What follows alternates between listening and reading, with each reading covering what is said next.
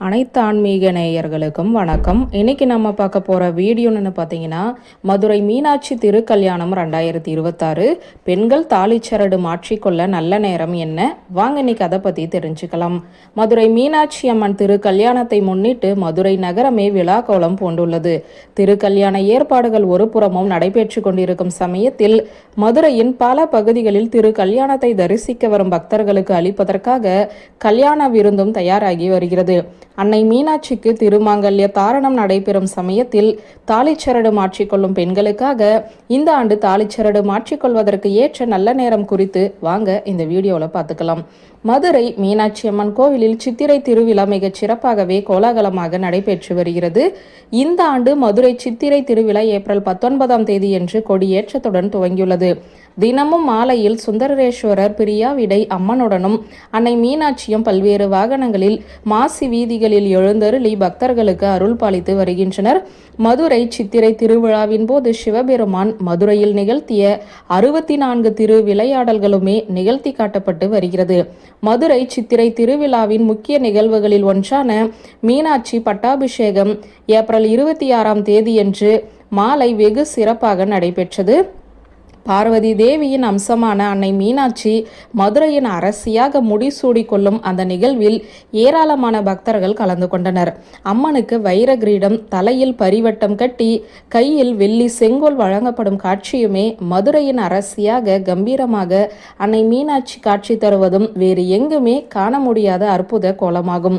மதுரை சித்திரை திருவிழாவின் மற்றொரு முக்கிய நிகழ்வான மதுரை மீனாட்சி சுந்தரேஸ்வரர் திருக்கல்யாண வைபவம் ஏப்ரல் 28ஆம் தேதி செவ்வாய்க்கிழமை நாளை இந்த ஆண்டு நடைபெற உள்ளது. தங்கள் வீட்டு பெண்ணின் கல்யாணம், தங்கள் அரசியின் திரு கல்யாணத்தை உற்சாகத்துடன் கோலாகலமாக கொண்டாட மதுரை மக்கள் தயாராகி வருகிறார்கள். மீனாட்சி திருக்கல்யாண வைபவம் நடைபெறும் சமயத்தில் ஏராளமான பெண்கள் தாலிச்சரடு மாற்றிக்கொள்வதை வழக்கமாக வைத்துள்ளனர். அன்னை மீனாட்சி சுந்தரேஸ்வரரான சிவபெருமானின் திருக்கரங்களால் தாலி வாங்கி கொள்ளும் சமயத்தில் தாலிச்சரடு மாற்றிக்கொண்டால் அன்னை மீனாட்சியை போலவே தங்களுக்குமே தீர்க்க சுமங்கலி வரம் கிடைக்கும் என்பது பக்தர்களின் நம்பிக்கை. இப்போது தாலிச்சரடு மாற்றிக்கொள்ள வேண்டிய நல்ல நேரத்தை பார்த்து விடுவோம்.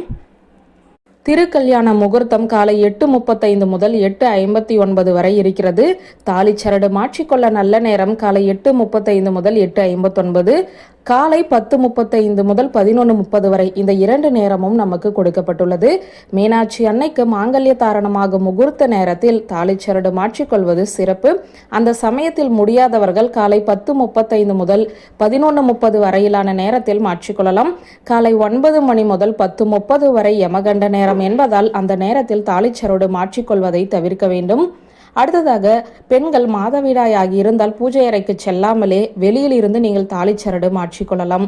கர்ப்பமாக இருக்கும் பெண்கள் தாலிச்சரடு மாற்றிக்கொள்ளக்கூடாது. இந்த ஆண்டை தவிர்த்து விட்டு அடுத்த ஆண்டு குழந்தை பிறந்த பிறகு வேறொரு நல்ல நாளில் அல்லது அடுத்த ஆண்டு மீனாட்சி திருக்கல்யாணத்தின் போது தாலிச்சரடு மாற்றிக்கொள்ளலாம். மீனாட்சி திருக்கல்யாணம் அன்று கண்டிப்பாக தாலிச்சரடு மாற்ற வேண்டுமா என கேட்டால் அவசியம் கிடையாது. மாற்ற வேண்டும் என்பவர்கள் மட்டுமே மாற்றிக்கொள்ளலாம்.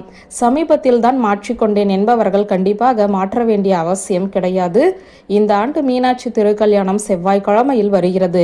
செவ்வாய்க்கிழமையில் தாலிச்சரடு மாற்றிக்கொள்ளலாமா என்ற சந்தேகம் சிலருக்கு தோன்றலாம்.